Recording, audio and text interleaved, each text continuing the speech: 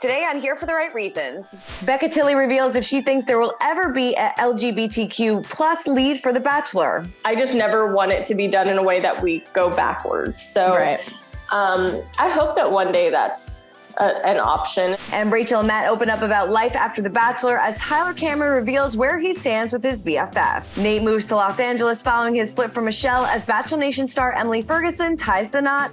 And of course, we recap the latest in Gabby and Rachel's journey to find love. We've got that plus so much more on today's Here for the Right Reasons. Hey guys, Christina Garibaldi here with Us Weekly senior editor Sarah Heron. And wow, Sarah, what an episode of The Bachelorette. I mean, I'm so torn because part of me is honestly thoroughly entertained and more engaged in a season of The Bachelor than I have been in a long time. And another part of me just knows that Gabby and Rachel's therapy bills for years to come are going to be extensive and hopefully expensed by ABC. I really hope so, because there's a lot to break down from this episode. But before we get into all that, we have the news to get to, and a couple of you guys had a lot to say about last week's show, especially about Nate and Michelle. Oh, that's fun. And we have an update, so I'm excited to get into that.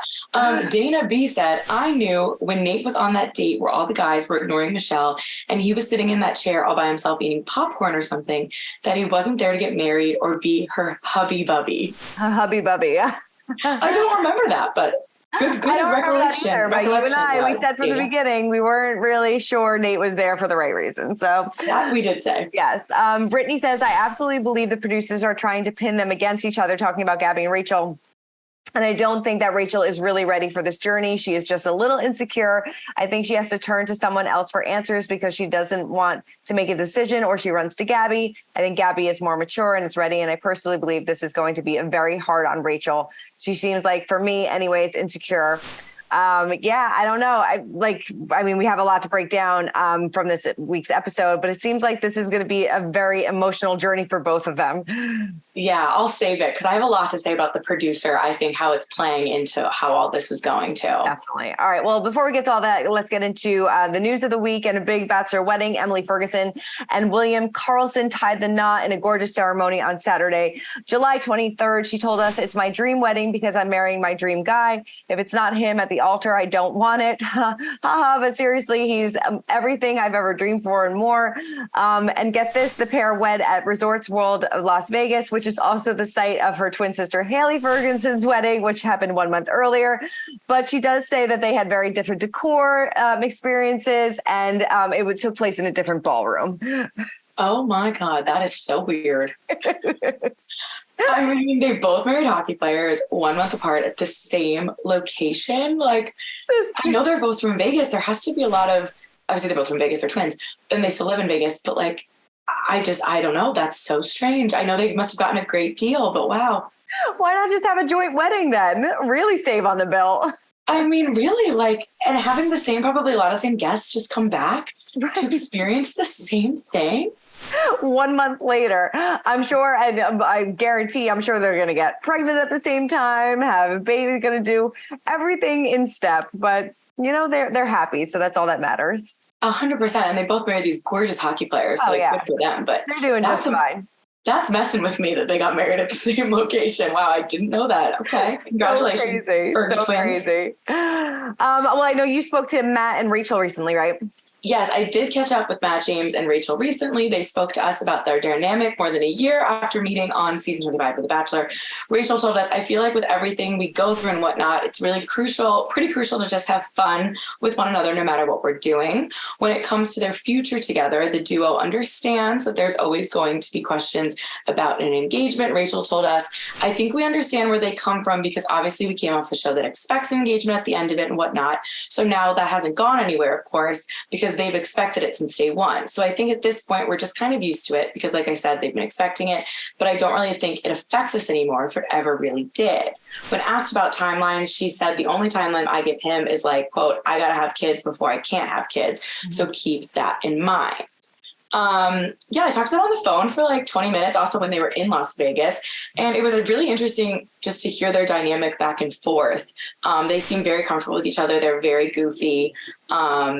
And it was kind of nice to hear from her because she didn't do any press like during the Bachelor stuff, which I know why, but it was interesting to hear their dynamic. They seem very like in sync with one another. Yeah, they definitely do. And I mean, based off their Instagram, they seem like they're traveling all over the place, trying every single food item on every single menu. Yes. And I don't know how they stay so thin. I was like, what is it? And they were promoting a partnership with with a water company. I was like, is it the water? Yeah. Like, it's just, we do a lot of exercise and we're lucky. Yeah, no, seriously. But yeah, no, they seem really happy, but I know that their relationship has caused a lot of questions in, his friendship with Tyler Cameron. I know that you recently caught up with Tyler in San Francisco, and I know that he opened up to you about his friendship with Matt and kind of like this love-hate relationship that he has with Rachel. I know he said, I was definitely going through my own shit. You know what I mean? And she's, we just have our own ways of clashing. I don't like listening to people sometimes, and she's strong and she has a really good opinion on a lot of things. And sometimes I don't want to hear it, but I think she always means well. She's a really good person. They're very happy. And I think we clash just because we're both passionate people from a reason that we believe in, but we've also learned from each other. So that's good. I think they're good for each other. They keep each other happy and keep each other going. And that's what's important. So you sat down with him face to face. I mean, do you sense that there's a lot of tension between them? Are he and Matt friends anymore? What do you think about this? I think him and Matt are friends, but I definitely don't think they talk that often. There was a few things I kind of threw out there that he didn't necessarily know, which I think like your friend would know about you. And I think that my guess, and he didn't say this, but like he went through that breakup last year that was kind of sudden. Mm-hmm. And so then he was single again, and Matt and Rachel were getting serious. And like, I would have kind of maybe assumed that Matt and, Tyler would want Matt to come to things with him, and Rachel maybe wanted him not out partying in New York City with Tyler, or maybe she didn't like, she would criticize the way he would treat girls, or she would I don't know. I feel like maybe Rachel would definitely put her foot down and be like, I don't want you out acting like a single guy with all these Bachelor people. Like, I watch girls come up to you. And Tyler was probably like, you got to trust Matt. Like, this is literally me drawing the conclusion based on the kind of cryptic thing he said to me. Yeah. But I did think it was interesting that he admitted, like, I was going through my own stuff. She has opinions. So clearly she was weighing in on what he was doing. And he was like, I don't care what you think, Rachel. Like, I am not taking your advice.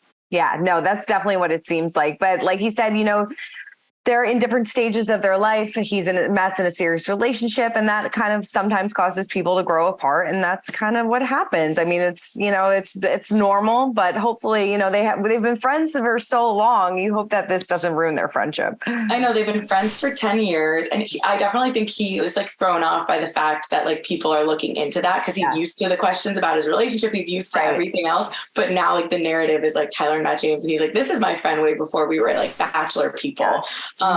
So yeah, it should be interesting. And I think it all was opened up by Matt James, making that love-hate joke on What Happens Live, which surprised me a little bit, because he can be a media trained person at points. So he let his guard down there, and now it's kind of blown up. It has. It's definitely blown up. But speaking of other things that are blowing up, this aftermath of Nate and Michelle's relationship. Yes, let's talk about that. So Us Weekly did reveal that Nate has moved to Los Angeles. He's living with Rodney, who you may remember, obviously, from Michelle's season as well. And a source told us that he wants to get into modeling. He's still doing tech sales, so modeling would be a hobby. He's enjoying the summer, getting to spend time with friends, and getting situated in LA. And he'll be doing some traveling this summer. He's going to Cancun. There was all those rumors about Nate and Deandra with that video of him, Deandra seemingly wearing his necklace at his birthday party. Deandra was from Peter's season, if you forgot. But a source tells us there's absolutely nothing going on between Nate and Deandra. Nate is single and happy that way. He's not looking to jump into another relationship. He's not dating. He's not on the prowl. He's happy being single. I feel so bad for Michelle. I really do. He was supposed to move to Minnesota. Now he picks up. He has no problem moving to LA right away. And now he's going into modeling, seriously capitalizing on this Bachelor fame. The move to LA is a tough thing to argue, understand, when that was a huge hurdle, it seemed, in their relationship, was was long distance. Yeah. And the plans to move to Minnesota, to be pivoted. He was living in Texas to LA is is a bad look. And I know you should do what makes you happy, not like what the public wants you to do, but you got to expect the backlash for that one. At least give it a little time. Like, this relationship just ended not even like a month ago, I think. And he's already packed his bags, and like, clearly he had this in the works, or had like at least this in the back of his mind that that's what he wanted to do. That's also true. You don't just like move across the country or like halfway across the country on a whim. Yeah. And we know that Caitlin Bristow kind of mentioned that Michelle said something to her about, like, she said it happened like right after her birthday, and she spent her birthday with Nate. And that was at the beginning of June, and they announced it like sort of end of June. So it was probably somewhere in the middle sweet spot there that they broke up. So yeah, that's like a month ago, which is not very long. And it's been pretty well established that Nate was the one to break up with Michelle, and that Michelle was blindsided. So not great. And I know so far she's definitely taken the high road, but I'm hoping that maybe she won't, because if he's out here, you know, modeling, then I'd like to hear her thoughts. I'd love to hear her thoughts on this. Love it. All right. Well, let's get into our Bachelor talk. And I know that you recently caught up with Becca Tilley, right?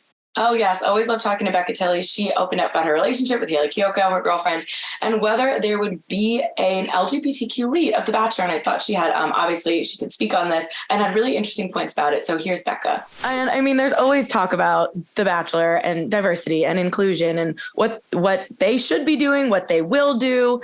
I mean, as you're a fan of the show, you've been on the show, do you think that an LGBTQ story or lead on that show would work? Do you think it makes sense that they haven't? Do you think it's like, where do you stand on any of that? Well, I know they did that in Australia. I think they had a Bachelorette who was bisexual. And I just saw like a few clips on TikTok. I didn't watch the season or anything, but it looked like it was pretty well done and done in a very respectful way. I mean, you know, the one thing that I have learned in my life so far is that you really can't make everyone happy. And I do think that, and they did this with Demi and Christian when on Bachelor in Paradise, there was that storyline. They opened up that conversation. And I think if they do it in a way that's respectful and just like normalizes same-sex relationships, I think there's a way that it can be done. I just worry that, you know, it turns into something that's, I just never want it to be done in a way that we go backwards. So I hope that one day that's an option and that they consider that. But I also wonder, like, what would that look like for everyone in the house? You know, like, oh, could we get some love connections? Like, sign me up for that. That'd be amazing television. That's what I'm saying. I mean, it would be great TV because you're all living in a house together. It's like, how could it not happen if people were having connections? But we'll see. I mean, they're doing it in other places, so maybe we'll see that here one day. And it's funny with you bring up Demi and Christian. I feel like people were more upset that she wasn't on the show beforehand than anything else. Like, that was the drama, was that they brought in a random person. It was like, there are rules in paradise. It's like, are there?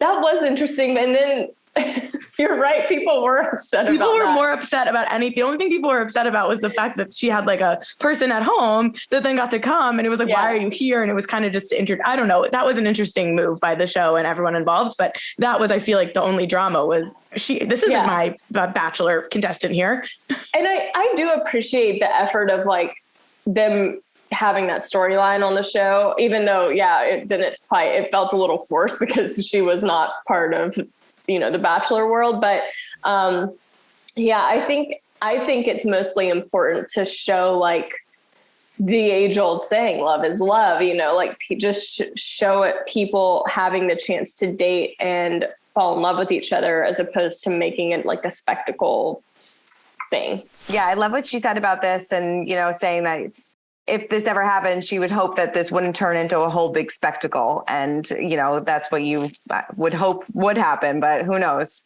Yeah. And I think it's like fair to be cautiously optimistic and like trusting that maybe the franchise would try to proceed and do this in a way that would make sense. But also, like, she's being realistic. Like, she saw the production, she knows what it's like, and she knows that good TV is the priority. And is that worth potentially risking making something like a spectacle out of this or doing it for the wrong reasons versus like, as we're seeing now, like as we transition into the episode, like great television, but good for like female empowerment? Why not? Probably not. I mean, all right. So let's get into this week's episode. I mean, overall thoughts on this. I mean, there's so much to break down from these one-on-one dates. And then, you know, obviously the Rachel getting rejected. I mean, it was a lot to handle, a lot packed into one episode. It felt like so many episodes in one. Yes. It's usually, I feel like pacing on The Bachelorette and The Bachelor is, especially The Bachelorette, is always like a problem. Like it moves too slow sometimes.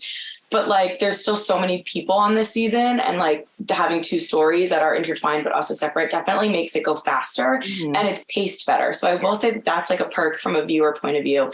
And again, I'm definitely more entertained. I'm very, you know, invested. I feel like one Bachelorette's happy, the other one's not. And like, it's you zag, you have to pay attention. You have to try to figure out who these guys are. I'm finding myself very engaged in it. Again, I feel bad for them. They did sign up for it. They kind of knew what they were getting into. The ABC is definitely letting them change things as they go along, which I think is fair. But I really do think that this is going to be one of those things in a couple of years that we hear that it wasn't going so well behind. No, I mean, I can't imagine that it would be. But like you said, they're kind of like making up the rules as they go along. And are these the right rules to do? Like, should they have taken away all of Rachel's roses and she couldn't have given them to somebody else? Like, it was uncomfortable to watch. But like, let's go back to the beginning. What did you think of Rachel and Zach, their one-on-one date, their fake movie premiere? People loved this on Twitter a little bit more than me. I really like Zach. I think he's super cute. And they were very touchy-feely, like kissing upon his arrival. That doesn't usually happen on like a second one-on-one date of a season, like for the leads, let alone like their own first one-on-one. Right. But I think he's really cute. The clothes that Karama put them in were some of the ugliest clothes I've ever seen in my entire life. I didn't know that was like supposed to be funny, but what was that? And then the whole movie is like, I get why it was cute, but they don't know anything about each other, and they couldn't like pause because they were listening to a piano player to be like, oh, that was when my family surprised me. Like, it felt awkward to me, but they clearly like had an unspoken thing. So it worked for them. But I was like, I don't want to watch someone's home movies when I don't know their mom's name. Right. I know nothing about you. This is the first time we've had more than a 2-second conversation, and now I have to watch your home movies. Yeah, but they clearly have a connection. He said he was falling for her, and the whole, watching planes take off, I guess, is a real bonding experience. I guess it is. And then Gabby and Eric had this, I guess a bonding experience after she opened up about her mom and had like a breakdown. She had to leave the date. Gabby had a rough episode, with the guys not feeling like, or she not feeling like the guys were paying enough attention to her. It was really kind of an emotional roller coaster for her.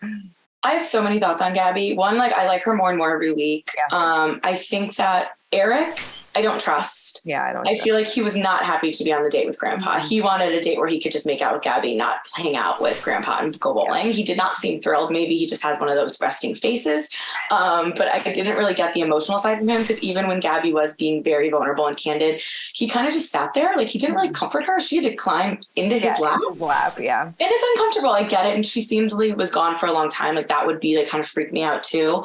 But she's being so candid about her mom. And I wonder if I'm sure it's a combination of all these things, but is she opening up about this because like that's kind of her narrative on the show and like they're telling her to? Yeah.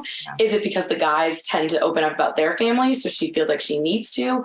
Is it something she's like actively working through, so it's like top of mind? Mm-hmm. Like, it's come up a lot, and I get it, and it's so interesting, and I want to know more, but it seems incredibly painful for her to talk about. So I wonder why she is every week. No, you make a good point, because even when, I forget his name, when he said that he didn't want to be with her because she was rough around the edges, it seems like that is kind of the narrative that they're going for. Like, she's, like the unlovable type of person. Like, she's got to work through all these issues, and she's not as polished as Rachel, pretty much. Yeah. Like, she's like in the polished way because she's like very funny, but also in the fact that maybe she doesn't have a traditional family, and it seems like Rachel might. Right. And I don't know if Gabby's projecting this on herself, if the guys are making her feel that way, if it's being on this show that brings up these things that maybe you had buried down, if producers are bringing it out of her. I think all of it, But it's been really interesting to see how they're like this episode. Rachel was very bubbly, literally making out with everyone, having the time of her life. And Gabby was, I mean, going through emotional trauma. Like it's such an interesting contrast. It really is. And I love how Gabby, you know, is not just settling during this whole thing. She's not just going to give out a rose just to give out a rose. She didn't give out a group date rose. I loved that. Was great. Yeah.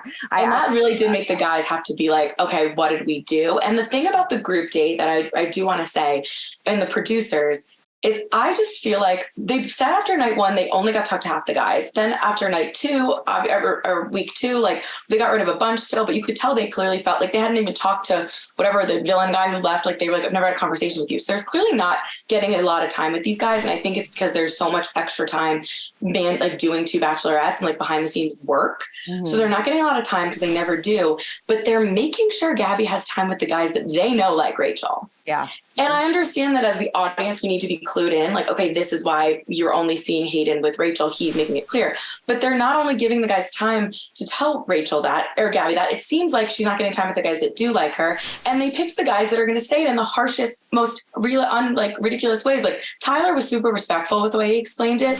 But Hayden and Jacob, like, went in there, and you know they probably told the producers that that's how they felt about Gabby, and then they told Gabby that to cause her into this spiral where she couldn't even enjoy the rest of the date. Meanwhile, Rachel got to like go and like be the queen of the group date. Like I feel like, and last week when they had that one-on-one time, like all the guys like Gabby, like I feel like they're doing it on purpose. Yeah. Which guys they let see which ones, like why even put Hayden in a room with Gabby if he thinks she's rough around the edges? Right. And then I mean, go to the rose ceremony where, you know, Rachel kind of went into this rose ceremony. I feel like she had like all the confidence in the world after this week that she had. You know, we had a great one-on-one date. She was, you know, very bubbly, making out with all these different guys, had a great group date. And then she gets to this rose ceremony and like back to back, these guys just reject her. And I think she said it when she left. She's like, yeah, like Gabby, at least like you got to do that in private, but like this was public. Like everybody saw me get rejected. And now like, what am I doing here? Now I have 3 less guys than she does because they all said no. And I felt really bad for her. I really did. I would just burst into tears. She handled it incredibly well. Like in the moment, and I would just burst into tears because even though like at the end of the day, it's better for them to just be like, I don't want to be with you, because it would be like carrying dead weight. If I was them, I would have just taken the rose to get a few more weeks in. Like Meatball, you weren't ending up with either of them. Like try to get your time on the show. Like what are you doing? Like you're an idiot. Right. But then I also think that it would be like, I do understand what she meant. She's embarrassed because the guy she really does like saw these other guys not think she was good enough. And that's not a fun feeling to have. Right. But at the end of the day, you also don't want guys there that do like Gabby and are going to switch. Like it seems like based on the promo, we're going to have Logan do that anyway. Yeah. So I don't know. They couldn't really win. But I do think if I would almost rather still be Rachel in the situation, because she really knows where she stands. And the guys that like her really like her. Gabby, it kind of still feels like really surface level, besides maybe Nate, who's like perfect. Hopefully that works out.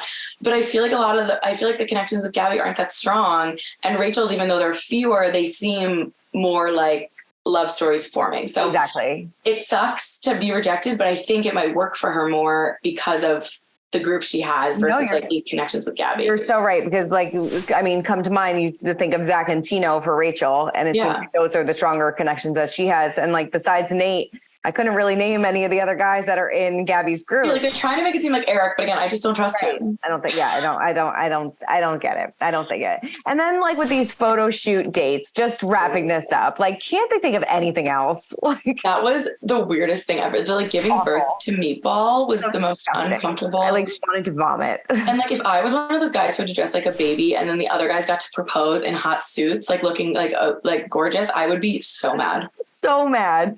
But it should be interesting now going forward. Are we like almost having 2 separate shows now, and just Gabby and Rachel come together for these like therapy sessions? You know, are we kind of like overlapping at all? Really, it'll be interesting to see how this kind of plays out going forward. Yeah, I think so too. And I think in Paris, at least looks like maybe they have a date where like they're both there, but with their own. So maybe one-on-ones like will have overlap during the day and then solo time at night, which could be fun. Like going out on like a date and seeing how they interact with the other guy within like in a couple kind of environment is actually kind of interesting. Yeah, very interesting. I'm enjoying, like you said, enjoying the season. Definitely going to be therapy for years to come for these heroes. But all right, well, let's check into our social spotlight of the week. Mine went to Wells because he finally had his bachelor party. It seems like this wedding is around the corner. I mean, I think it's been like 3 years in the making. So good for them. So happy for them. And he had a couple Bachelor Nation people there. Ben was there, Derick. Peth was there, so he had some people from Bachelor Nation joining in on the fun. I can't wait to see that wedding because it's like a modern family Bachelor crossover. Yes. Like, I love seeing Stars Are Just Like Us moments. Like totally. Ben would probably be like fangirling over Ty Burrell at the station. I don't know. I would like to read Hayden's caption because speaking of Hayden and the rough around the edges comment he did take to Instagram, and he said, "What a night with so many emotions going on. I have an overwhelming amount of respect for Gabby and Rachel. Looking back, I can definitely say I may not be the most eloquent with words at times, but I aimed my heart in the direction of my intentions. Extremely glad Rachel saw me for who I am inside and allowed me to continue this journey with her." Very nice. Well, at least he kind of, took the blame, I guess, or at least opened up about it, I guess. I don't know. Yeah, I mean, listen, that's just not a good look. So not a good look. Good luck with Rachel. I hated that he got the rose though. Like, I feel like Rachel gave that to him because she knew he was going to say yes. Mm-hmm. And I know she needed that, but like, why does Hayden get rewarded for like being a jerk? Right, exactly. I'm sure he probably won't last too long. No. We'll see. All right. Well, Sarah, who's on the podcast this week? Oh, Connor the cat from Katie's season, you guys. We're bringing him back, the bat kisser. I'm going to ask him all about that, obviously. He's been watching the season, live tweeting, and I'm going to, get his take on what it would be like, maybe what he would think it would be like to be a contestant with 2 bachelorettes, because he knows what it's like with one. So we'll find out. All right. Well, definitely take a listen to that. And everybody keep commenting, keep subscribing, and we will see you next week for our recap of everything going on in Bachelor Nation world. We'll see you guys next week. Bye. Bye. Hey everyone, I'm Christina Garibaldi, the host of Us Weekly Celebrity Coverage. Don't forget to hit subscribe for the latest celebrity news, tips, and video. And for much more content, make sure you head on over to usmagazine.com, the official home of Us Weekly magazine.